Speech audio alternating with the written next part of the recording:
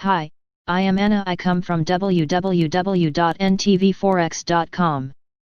Sterling wavers as UK data shows return to growth analysis. http ntvforex.com news ID 76F222812 10:31 p.m. The British pound was little changed today as investors reacted to the economic data released. According to the Office of National Statistics (ONS), the countryâ's economy contracted by 20.4% in the second quarter after dropping by 2.2% in the first quarter. The decline was better than the 20.5% that analysts were expecting. The economy contracted by 21.7% on an annualised basis. But there are signs that the economy is recovering.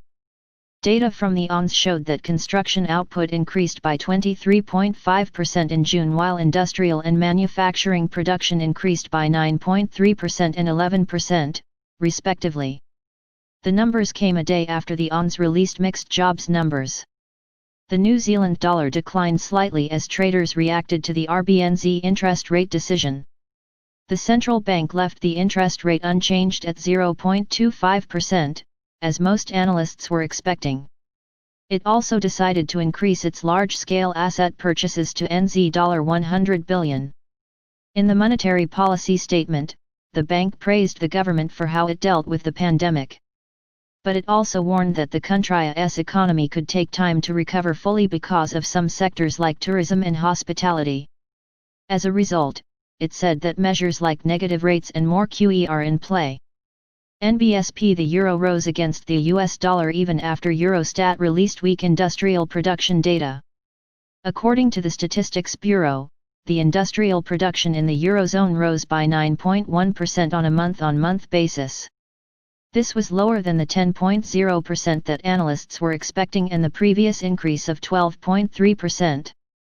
The production declined by 12.3% on an annualised basis, which was better than the previous decline of 20.4%.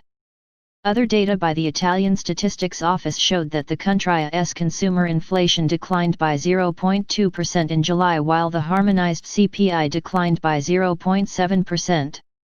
Meanwhile, inflation data in the United States saw the headline CPI rise by 1%, while the core CPI increased by 0.5%. NBSP EUR/USD. The EUR/USD pair is trading at 1.1768, which is slightly above the DIA's low of 1.1714. On the 4-hour chart, the price has formed an equidistance channel that is shown in red.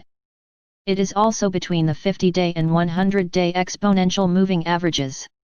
Also, the average true range ATR, which is a good measure of volatility, has been in a downward trend. Therefore, the pair is likely to continue rising as bulls target the upper side of the channel at January 1910.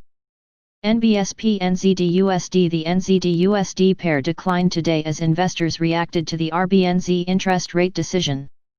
The pair is trading at 0.6554, which is slightly above the intraday low of 0.6523. On the 4-hour chart, the price is below the short and medium-term moving averages. The signal and main lines of the MACD have dropped to the lowest level since May this year.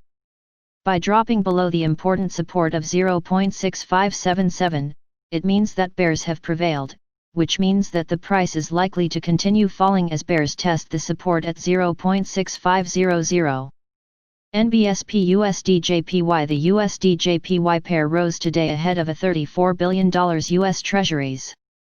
The pair is trading at 106.85, which is close to the highest level since July 24.